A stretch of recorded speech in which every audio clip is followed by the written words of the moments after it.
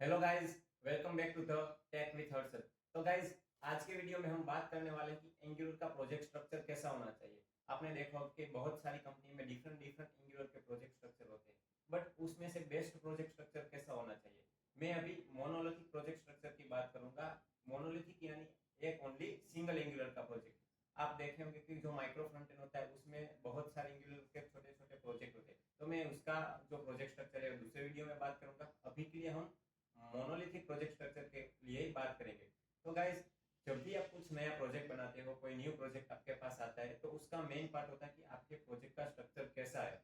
जैसा आपका प्रोजेक्ट का स्ट्रक्चर होगा उतना ही फ्यूचर में आपकी कॉम्प्लेक्सिटी आपको हैंडल करनी आसान होगी, बहुत सारा जो सिंपल चीज बन जाती है, राइट। तो गाइस, इस वीडियो में हम यही देखने वाले कि एंगुलर का प्रोजेक्ट स्ट्रक्चर कैसा होता है। एक मान लीजिए गाइस कि जो पहला स्टेप है एंगुलर का प्रोजेक्ट स्ट्रक्चर बनाना, वही सबसे हार्ड होता है किसी डेवलपर के लिए, किसी सिस्टम आर्किटेक्चर के लिए, राइट। क्योंकि उसमें हमें पहले से सोचना होता है कि आगे जाके क्या होगा, आगे जाके ये कौन सा कंपोनेंट कहाँ बनाना है, ताकि जो हमारा प्रोजेक्ट है, जो लार्ज प्रोजेक्ट, उसकी स्केलेबिलिटी मेंटेन रहे, राइट। तो गाइस, चलिए स्टार्ट करते हैं। तो लेट्स सी माय स्क्रीन। तो गाइस, यहाँ पे आप मेरी स्क्रीन देख रहे हो, राइट। तो गाइस, ये मेरा है एक प्रोजेक्ट जो मैंने बनाया हुआ है पर्सनली। तो हम इसमें समझते हैं कि हमारा एंगुलर का प्रोजेक्ट स्ट्रक्चर कैसा है। आपको ऐसा ही बनाना है। ये मैंने बहुत रिसर्च करके बनाया है और ये प्रोजेक्ट स्ट्रक्चर गुड है, राइट, और मेंटेन भी है। तो गाइस, पहले हम ये सारा ये क्लोज कर देते हैं, राइट। अब यहाँ पे आप देख सकते हो कि पहले हमारे जो एंगुलर एज इट इज है, मैं पहले बता देता हूँ तो मैं एंगुलर का कौन सा वर्जन यूज कर रहा हूँ। तो गाइस, मैं ये एंगुलर का 21 वर्जन यूज कर रहा हूँ, जो फिलहाल एंगुलर का लेटेस्ट वर्जन है। अगर आप देख रहे हो तो आपका एंगुलर 22, 23, 24 भी हो सकता है, राइट। तो इससे कोई दिक्कत नहीं है। तो ये हमारा पैकेज डॉट जेसन फाइल है, जैसे हम हमारे एंगुलर प्रोजेक्ट का हार्ट बोल सकते हैं। ये हमारी पैकेज जेसन फाइल है और हम यहाँ एंगुलर 21 का जो एंगुलर का 21 है वो वर्जन यूज कर रहे हैं। तो इसके अंदर अब हम आ जाते हैं सोर्स। जो हमारा सोर्स है वो मेन फोल्डर होता है इसमें। तो अब देखते हैं कि हमारे सोर्स में यहाँ पे एनवायरमेंट करके हमने एक फोल्डर बनाया है। तो एनवायरमेंट में क्या होता है, कभी आपका जो डेवलपमेंट होता है वो होता है, स्टेजिंग होता है, यूएटी होता है, प्रोडक्शन लेवल होता है। तो वो क्या होता है कि जब भी आप कुछ काम करते हो तो वो टेस्टर टेस्ट करते हैं, तो उसके लिए क्या होता है, उसका अलग एनवायरमेंट होता है, राइट। तो उसको हम यूएटी बोल सकते हैं। फाइनल जब हमारा कंप्लीट यूएटी में प्रॉपर हमारा एंगुलर एप्लीकेशन वर्क कर रहा है, तो हम उसको प्रोडक्शन लेवल पर भी ले जा सकते हैं। तो वो सारा कॉन्फ़िगरेशन हम कहाँ कर सकते हैं, यहाँ पे कर सकते हैं। तो मैं पहले एक एंगुलर का प्रोजेक्ट बनाता हूँ सिंपल, और आपको दिखाता हूँ कि बाय डिफॉल्ट हमें कौन सी चीज़ मिल रही है और हमें कौन सी ऐड करनी है, राइट। तो यहाँ पे हम ये क्या करते हैं, हमारा एक नया फोल्डर बना लेते हैं एंगुलर करके। अच्छा, हमने यहाँ पे एक बना हुआ है एंगुलर प्रोजेक्ट स्ट्रक्चर, राइट। अब यहाँ पे हम ओपन कर लेते हैं VS कोड में।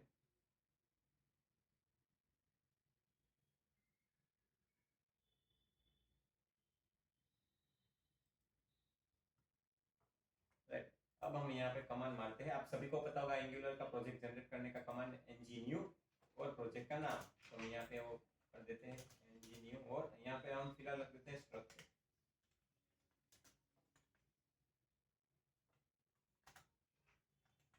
मैंने यहाँ पे गलती की है कि यहाँ पे स्पेस नहीं आनी चाहिए, राइट। तो आप एक बार देख लेना अपने हिसाब से, ये इंटरव्यू क्वेश्चन भी हो सकता है।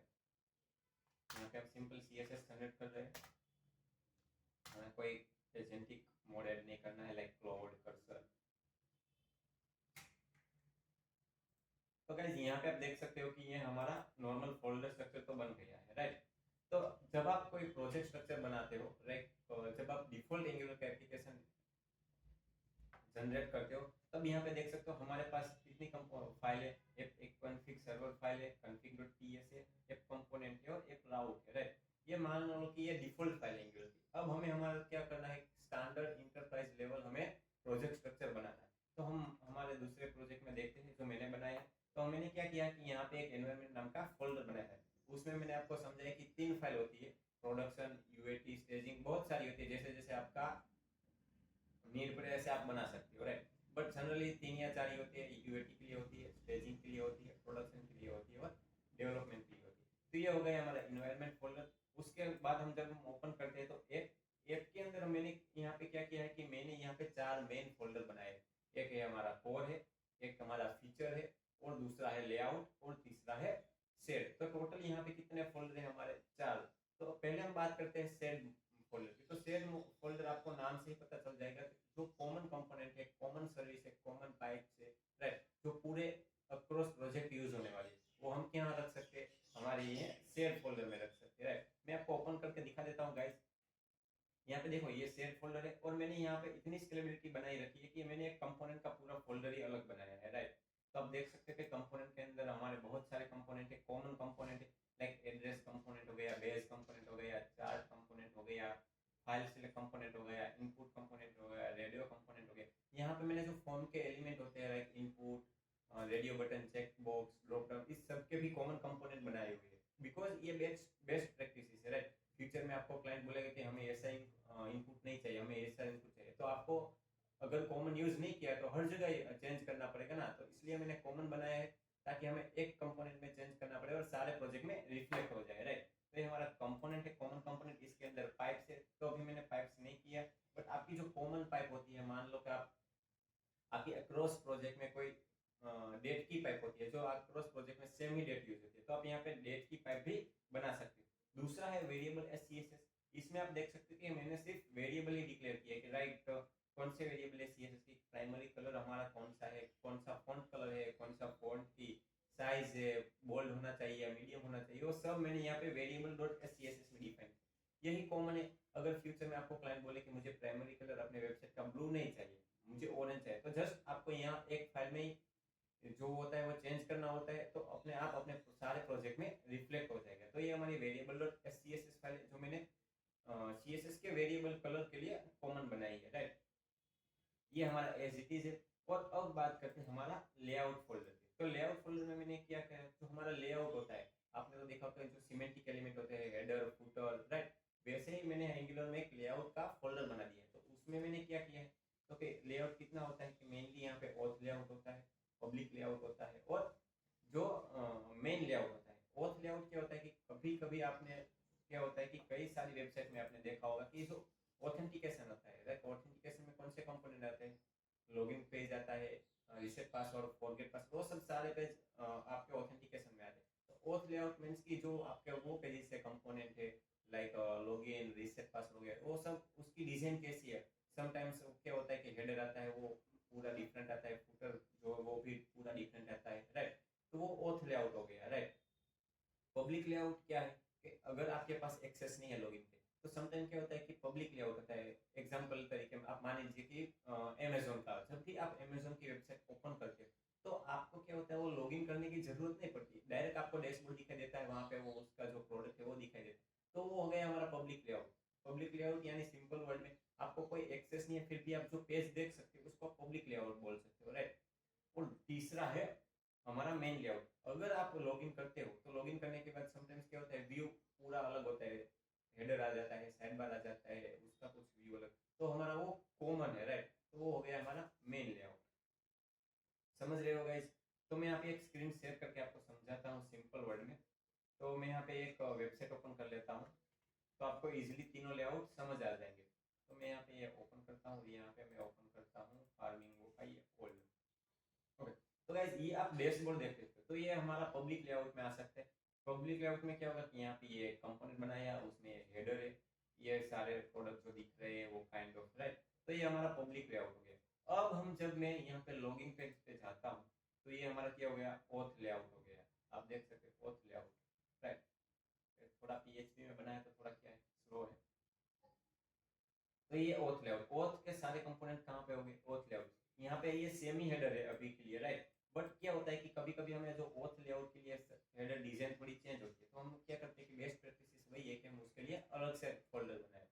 और जब हम यहाँ पे लॉगिन करते हैं, राइट, यहाँ पे मेरा है तो नहीं, बट आप जब लॉगिन करते हो तो क्या होता है कि यहाँ पे साइड बार दिखता है, ये हेडर भी पूरा बदल जाता है। तो उसके लिए क्या यूज होता है, मेन लेआउट होता है। तो आपको क्लियर कंसेप्ट हो गया। तो हम अभी भी आपको क्लियर कंसेप्ट नहीं हो इसके रिलेटेड तो आप कमेंट करना, मैं आपको एक्चुअल में पर्सनली समझा दूंगा, राइट। अब मैं बात करता हूँ, ये फोल्डर सेक्टर मेन हो गया, ये सारे हेडर का कंपोनेंट, ये फुटर का कंपोनेंट, राइट, और ये साइड बार। तो हमने यहाँ पे क्या किया है कि जो लेआउट में जो स्ट्रक्चर कंपोनेंट होते हैं हमने यहाँ पे रख दिए, राइट। अब बात करते हैं फीचर की। तो फीचर में कौन कौन से फोल्डर होने चाहिए, कौन कौन से मॉड्यूल होने चाहिए, राइट। अभी तो एंगुलर 21 है तो सारे कंपोनेंट स्टैंड अलोन ही है, बट आपका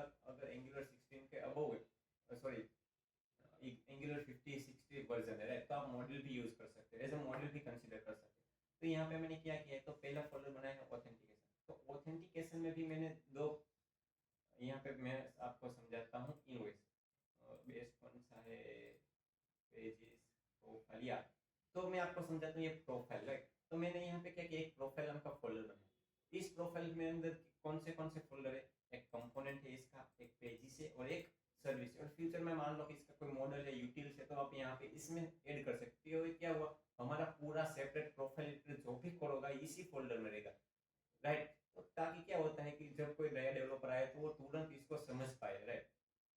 तो अब देखते हैं कि पेजेस और कंपोनेंट में क्या डिफरेंट है। पेजेस यानी कि वो कंपोनेंट आप बोल सकते हो जो राउट थ्रू डायरेक्ट आता है। जब हम यहाँ पे कंपोनेंट ऐड करते हैं ना, मैं आपको बताती हूँ यहाँ पे राउट है, राइट। तो आप देख सकते हो कि यहाँ जो लॉगिन कंपोनेंट हो, ये आप हमारा लॉगिन का पेज बोल सकते हो। रजिस्टर है तो ये रजिस्टर का पेज बोल सकते हो, राइट। जो भी राउट के थ्रू कंपोनेंट लोड होता है उसको आप पेज बोल सकते हो। तो यहाँ पे हमारा जो प्रोफाइल है वो कहाँ लोड होता है, राउट के थ्रू लोड होता है। तो आप प्रोफाइल को क्या बोल सकते हो, एक पेज ही सब बोल सकते हो। इस पेज के अंदर क्या होता है कि छोटे छोटे बहुत सारे कंपोनेंट रेंडर होते हैं। मान लीजिए इस प्रोफाइल के अंदर प्रोफाइल इन्फॉर्मेशन कंपोनेंट लोड हो रहा है, एड्रेस कंपोनेंट लोड हो रहा है, फार्मेसी डिटेल कंपोनेंट लोड हो रहा है, राइट। तो ये कंपोनेंट हमें कहाँ रखते हैं, जहाँ पे हमने एक कंपोनेंट नाम का जो फोल्डर बनाया है उसके अंदर रखते हैं, ताकि क्या रहे कि आसानी से क्या देख पाए, कोई नया डेवलपर हो तो आसानी से समझ जाए। क्योंकि यहाँ पे इतना स्केलेबल बनाया कि कोई भी नॉन कोडर भी आएगा तो वो प्रोजेक्ट आर्किटेक्चर समझ जाएगा, राइट। ये हो गया यहाँ कंपोनेंट और पेजेस, और ये हो गया हमारा सर्विस। तो सर्विस आपको क्या हो गया, प्रोफाइल के जितने रिलेटेड सर्विस हो गई, जब हम बैकएंड से एपीआई कॉल करते तो जो इसका एंड पॉइंट मेंशन करते हैं, राइट, वो सारी सर्विस कहाँ पे होगी, यहाँ पे। अभी मैंने ये डमी डेटा लिखा होगा, बट आप फ्यूचर में जब भी आपको कोई एपीआई कोड देता है तो आपका एंड पॉइंट यहाँ पे आप लिख सकते हो, राइट। अब बात करते हैं हम कोर फोल्डर की। तो कोर फोल्डर में कहाँ पे कौन से मैंने बनाए, एक तो इंटरसेप्टर बनाए, कॉमन गार्ड बनाए, मॉडल है, सर्विस, राइट। तो यहाँ पे पहले हम देखते हैं कांस्टेंट। तो कांस्टेंट में हमने यहाँ पे दो फाइल बनाई, एपीआई इनपुट। तो गाइस ये बहुत इंपॉर्टेंट आप बोल सकते हो, काइंड ऑफ, राइट। तो यहाँ पे जो सारा इनपुट है वो हमारे यहाँ पे होते हैं। कैसे बैकएंड में होता है, आपको पता होगा कि स्वेगर है, तो स्वेगर के सारे इनपुट एक ही जगह आपको दिखते हैं, राइट। तो वैसे ही मैंने यहाँ पे ये एनवायरनमेंट नाम का एक फाइल बनाई कांस्टेंट। तो आपको सारे इनपुट यहीं से आपको दिख जाएंगे, राइट। और हमें यहाँ पे सिंपली क्या यूज करना है, इंपोर्ट करके एक्सपोर्ट करना है, राइट। मैं आपको एक जगह दिखाता हूँ कि हम कैसे यूज करना है। तो मैं यहाँ से कंट्रोल सेंड ओटीपी कर देता हूँ, और आप देख सकते हैं कि मैंने यहाँ पे कहाँ पे यूज किया, यहाँ पे यूज किया है auth service send OTP, right. ये हमारे सब्सक्राइब को है, ये यहाँ पे यूज किया है सेंड ओटीपी यहाँ पे यूज किया। तो आप कैसे यूज करते हैं, तो सिंपली आप एपीआई इनपुट यहाँ पे इंपोर्ट करवाना है इस फाइल में। कौन सी फाइल है, ऑथ सर्विस। तो simply auth the customer register, right. तो ताकि आपको पता चले कि हमारे फाइल में कौन कौन से जो कॉमन एंड पॉइंट है ये यूज हो रहे हैं, राइट। अब बात करते हैं गार्ड। तो आपको गार्ड को पता ही होगा कि गार्ड क्या होता है, कि जब हम एक पेज से दूसरे पेज जाते हैं तो दूसरा पेज को रिस्ट्रिक्ट करने के लिए हम क्या यूज करते हैं, गार्ड यूज करते हैं। मान लीजिए आप एक का सुपर एडमिन अकाउंट है, आपका एडमिन अकाउंट है, राइट। तो सुपर एडमिन वाले पेज को जो होता है उसको एडमिन को एक्सेस नहीं होता, तो हम कहाँ से एक्सेस करते हैं, वो सारे गार्ड से एक्सेस करते हैं। तो ऑलवेज आपको एक्सेस देना है तो उसका गार्ड बनाना पड़ता है, राइट। जो पेज को है ना वो ऑथ गार्ड करने के लिए, राइट। तो यहाँ पे ऑथ गार्ड का मैंने ये बनाया हुआ है, ये उसकी फाइल बनाई हुई है, राइट। ये इंडेक्स टीएस क्या है कि आप में फ्यूचर में मान लो बहुत सारे गार्ड, तो आपको सारे कहाँ पे ऐसे एक्सपोर्ट करना है, ताकि हम फ्यूचर में कहीं भी हमको ये जो इंपोर्ट करना होता है गार्ड, तो हम डायरेक्ट index.ts से इंपोर्ट करें तो ऑटोमेटिकली वहाँ पे आ जाएगा, राइट। अब बात करते हैं हेल्पर। तो हेल्पर क्या होता है कि आप मान लीजिए कि वहाँ पे मैंने वैलिडेटर बनाया, आपने बहुत सारे देखो कि पासवर्ड और कंफर्म पासवर्ड का जो इनपुट होता है वो मैच होना चाहिए, पासवर्ड और कंफर्म पासवर्ड, है। तो कंफर्म पासवर्ड का जो मैच करने के लिए जो हम लॉजिक लिखते हैं हम सारे प्रोजेक्ट में यूज होने वाले, तो हम क्या करते हैं कि हम यहाँ पे एक हेल्पर फंक्शन बना देते हैं। आप यहाँ पे देख सकते हैं कि पासवर्ड मैच वैलिडेटर। तो क्या होता है कि हम इसको इंपोर्ट करके पूरे प्रोजेक्ट में यूज कर सकते हैं, ताकि ये कॉमन है, राइट। तो ये हो गया है हमारा इंटरसेप्टर हो गया। तो आप अपने प्रोजेक्ट में मल्टीपल इंटरसेप्टर बना सकते हो, राइट। तो मैंने यहाँ पे दो इंटरसेप्टर बनाए हैं, एक ऑथ इंटरसेप्टर, ये हमारा जो एचटीटीपी रिक्वेस्ट है उसमें मॉडिफाई करने के लिए, और दूसरा एरर इंटरसेप्टर हम पूरे अक्रॉस प्रोजेक्ट जो हमारा मॉडल होता है एरर का या सक्सेस का वो सेम रखने के लिए। काइंड ऑफ एक बैकएंड से कोई भी जब एरर आएगी तो आसानी से हमारे मॉडल में कन्वर्ट हो जाएगी, और हम अक्रॉस द दिस प्रोजेक्ट हम वही मॉडल यूज करेंगे, like data dot message, data dot status code, right. और एरर सेट में आप यहाँ पे देख सकते हो मैंने इफ स्विच केस मान के फॉरन एरर तो क्या एरर दिखानी है, फॉर वन क्या दिखानी है, राइट, ये सब। अब इंटरसेप्टर के बाद आते हैं मॉडल, जो मेनू का मॉडल होता है, लाइक अभी तो मैंने बनाया नहीं, बट जो मेनू होता है तुम्हारा कॉमन मॉडल ये अपने यहाँ पे कोड पे आप डिफाइन कर सकते हो। ये कॉमन सर्विस है, यहाँ मान लीजिए एक नोटिफिकेशन की सर्विस होती है, स्टोरेज सर्विस होती है। यहाँ पे मैं एग्जांपल देता हूँ स्टोरेज सर्विस की।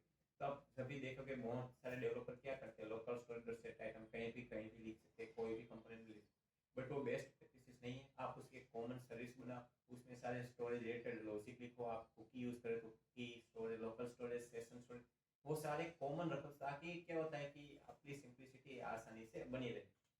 गाइस ये था हमारा एक प्रोजेक्ट स्ट्रक्चर। आपको इसमें कोई भी दिक्कत हो तो मैं आप मुझे पर्सनली कमेंट कर सकते हो, मैं आपको आंसर दे दूंगा। और आपको ये प्रोजेक्ट का रेपो चाहिए, प्रोजेक्ट स्ट्रक्चर चाहिए, राइट, तो भी आप कमेंट कर देना, मैं आपको प्रोजेक्ट स्ट्रक्चर गिट पे प्रोवाइड कर दूंगा। तब तक के लिए बाय बाय गाइस, मिलते हैं नेक्स्ट वीडियो में। नेक्स्ट वीडियो में हम देखते हैं कि माइक्रो फ्रंटेंड का आर्किटेक्चर है वो कैसा होना चाहिए, और मैं आपको पर्सनली सिखाऊंगा कि माइक्रो फ्रंटेंड है वो कैसे बनाते हैं।